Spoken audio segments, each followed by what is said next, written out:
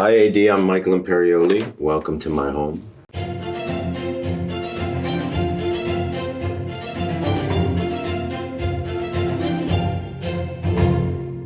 Come in. This is the entranceway, the hallway. Everything you see here was chosen. A lot of it was installed and, thought out by Victoria, my wife Victoria, who's an interior designer as well as a set designer. And it's all her vision. It's always like an element of fantasy. And New York's a busy place, and this takes you away from that to someplace otherworldly and homey. Dante Alighieri. Who's Dante? The Inferno, Paradiso, Divine Comedy. Come on in.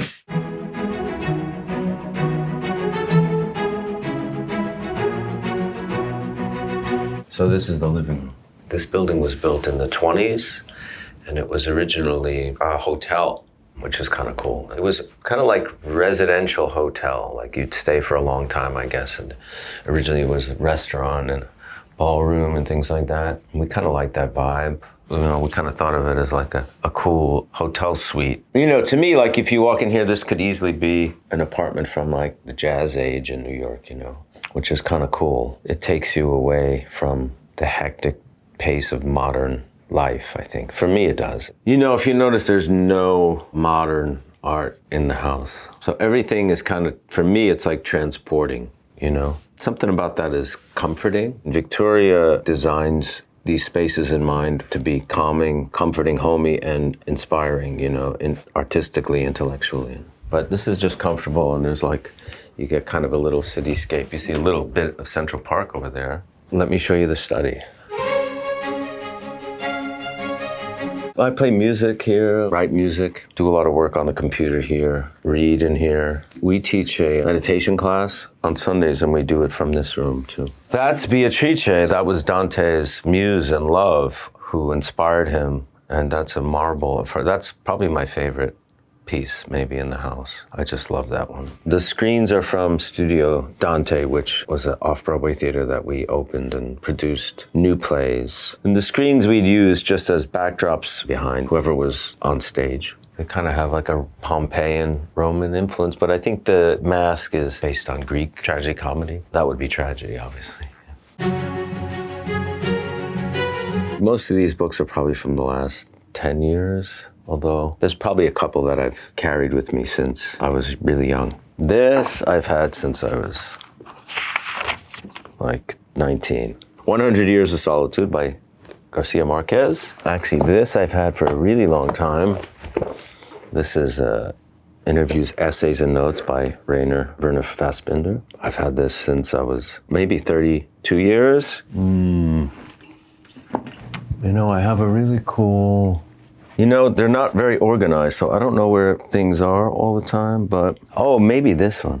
Sometimes I have dates in them, but I got this book when I was about 1985. This is a novel by Pasolini, another one of my favorite filmmakers. I stole this, actually, from somebody.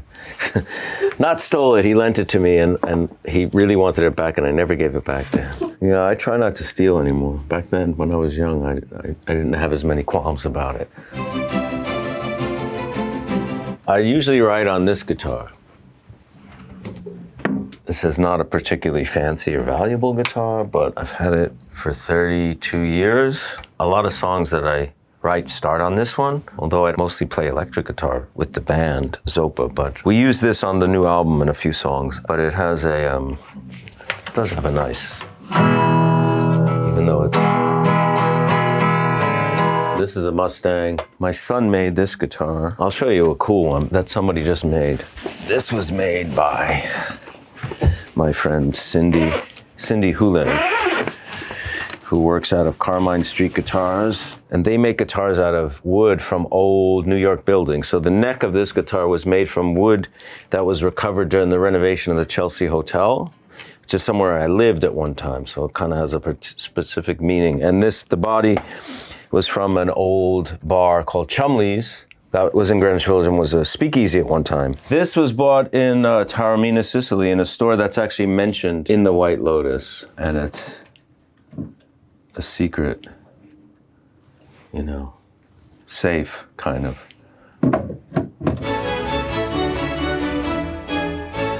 This was a closet, a walk-in closet that we converted into a shrine room as we practice Buddhism, Tibetan tradition. So these are Thangka paintings, they're traditional paintings. They're really used for practice, for meditation, to inspire your practice. A guided meditation, oh, we don't have time for that, but you could take a deep breath and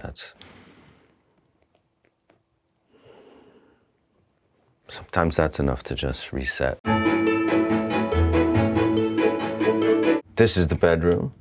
It's a good room for sleeping, even though it's, as you can see, right in the middle of the city. Clothes, closet space. I have a lot of clothes that I've just had for a long time. I have one suit that, I'll show you one interesting suit that I have. So this suit belonged to Christopher Moltisanti from The Sopranos. This is a Giorgio Armani suit that he wore on the show. Well, I wore as him. It's still kind of cool. So, Victoria is very specific about colors and how colors affect mood. So this is a very soothing one. The color and the vibe, there's a glow to it that's very comforting and relaxing. TV's obscured by a screen, so it's not just this big black thing, dominating the room. I watch American Dad a lot. That's my favorite TV show. By far, actually. In this room, there's some more little statues and objects and books. It's nice being surrounded by beautiful things.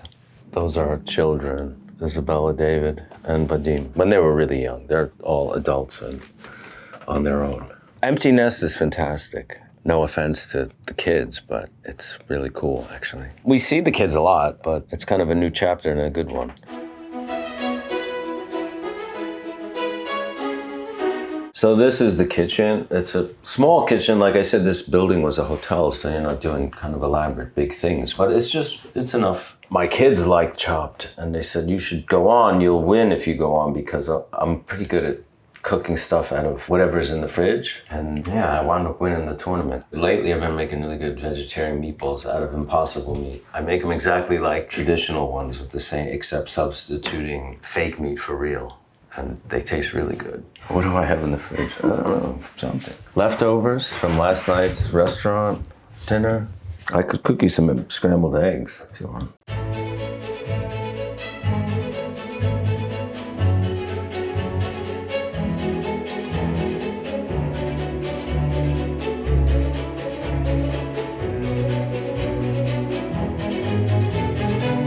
Okay, thanks for stopping by.